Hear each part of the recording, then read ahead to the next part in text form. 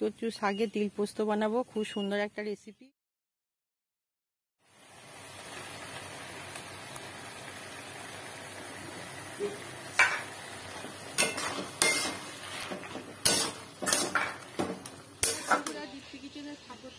আজকে আমি এখানে দুধ কচু পাতা নিতে এসেছি। দুধ কচু পাতা বা ডাঁটি দিয়ে একটা রেসিপি বানাবো। আপনারা ভিডিওটা অবশ্যই দেখতে থাকুন, ক্লিক করবেন না। খুব একটা সুন্দর রেসিপি, আপনারা দেখতে থাকুন।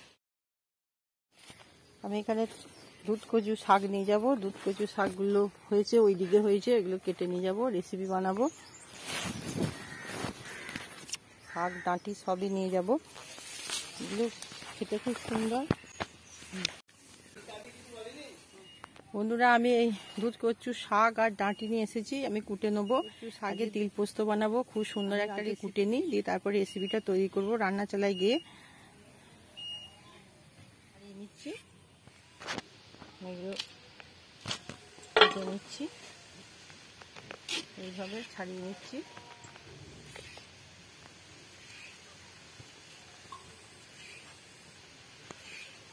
একটু সবুজ অংশ থাকলেও কোনো অসুবিধা নেই। এইভাবে সবগুলোই কেটে নেবো। ডাঁটি শাক এগুলো সবই খায়। দুধ কচু শাকের তিল পোস্ত দারুণ হয় খেতে। রেসিপিটা আপনারা দেখুন কিভাবে তৈরি করি। আমি এখানে কেটে নিচ্ছি, দিয়ে রান্না চালাই যাব। আমাদের বাগানে এগুলো বসানো আছে।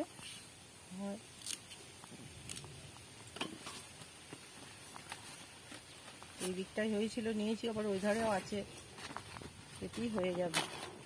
পাতাগুলো কুচিয়ে নিচ্ছি।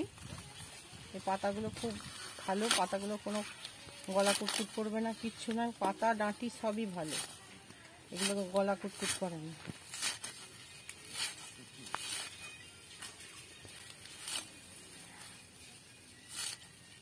রাস্তা দিয়ে গাড়ি টাড়ি যাচ্ছে, তো খুব একটা ভালো খাবার এটা। আমি আজকে তিল দিয়ে করবো, কুচিয়ে নেবো আস্তে আস্তে করে। আমাদের এখানে মাছতলাতে এই শাকগুলো এমনিই হয়, তা আমি এগুলো বাগানে বসিয়েছি।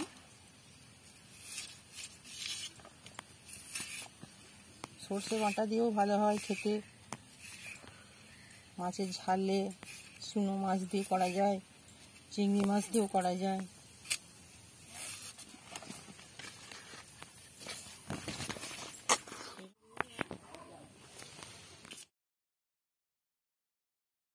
আমার দুধ কচু শাক কুচুনো হয়ে গেছে, এবার আমি রান্না চালাই যাব। নিয়ে তিল পোস্ত বানাবো, খুব সুন্দর একটা খাবার, আপনারা দেখুন। আর এই শাকগুলো একদমই গলা কুটকুট করে না, এই ডাঁটিগুলো সবের সাথে দিয়ে খাওয়া যায়। এটা মিক্সিতে পেস্ট করে নেবো, এই মিক্সিতে ঢেলে দিচ্ছি। শাক আর ডাঁটি আমি সিদ্ধ করে নেবো, দিয়ে পোস্ত বানাবো। আমি শাকটি কুচিয়ে নিয়ে আমি এবার কড়াইয়ে দিয়ে দেবো।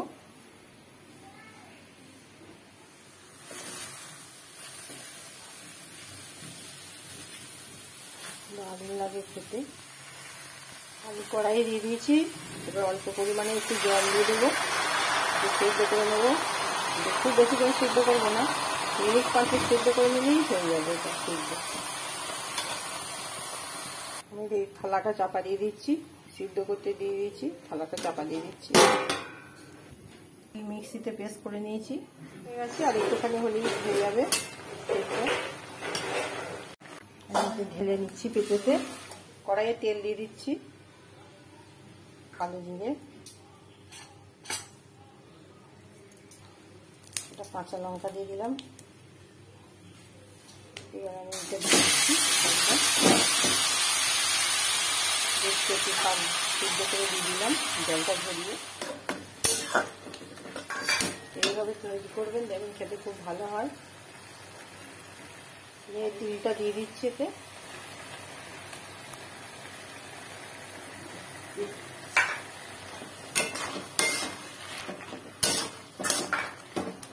ঝাল করে খেতে দারুণ লাগে, শুকনো ভাতের সাথে তো দারুণ লাগবে খেতে। কচু শাক তিল দিয়ে পোস্ত করলে না দারুণ লাগে খেতে। আমরা প্রায় করি, খেতে খুব ভালো লাগে।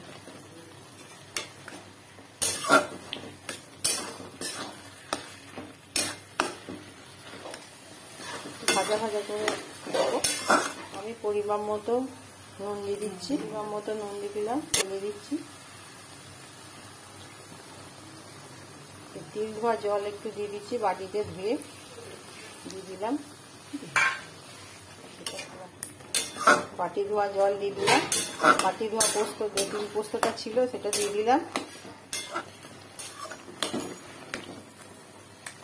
একটু এই চিনিটা দিচ্ছি।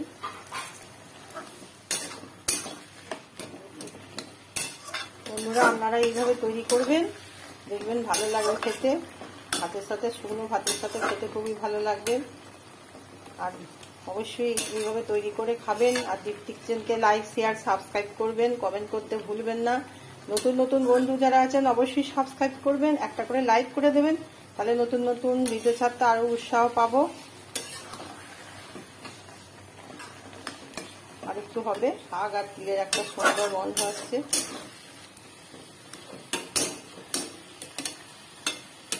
আমরা তো প্রায় তৈরি করে খাই। সর্ষের তেল ছড়িয়ে দিচ্ছি, পাতলা সর্ষের তেল, খেতে খুব ভালো লাগে। এবার আমি নামিয়ে নেবো, হয়ে গেছে। গ্যাস অফ করে দিলাম। পদ্মপাতাতে রাখবো, পদ্মপাতা দেখতে খুব সুন্দর লাগে। আমি এবার নামিয়ে নেবো। আমি এবার তুলে নিচ্ছি চামচে করে। দেখুন কত সুন্দর লাগছে, পাতাতে ঢেলে নামিয়ে নিচ্ছি। দেখুন কত সুন্দর লাগছে। দুধ কচু শাকের তিল পোস্ত এইভাবে তৈরি করবেন। আমার রেডি হয়ে গেল, নামিয়ে দিয়েছি। এবার আমি পরিবেশন দেখি কেমন হয়েছে। ভালোই হয়েছে খেতে।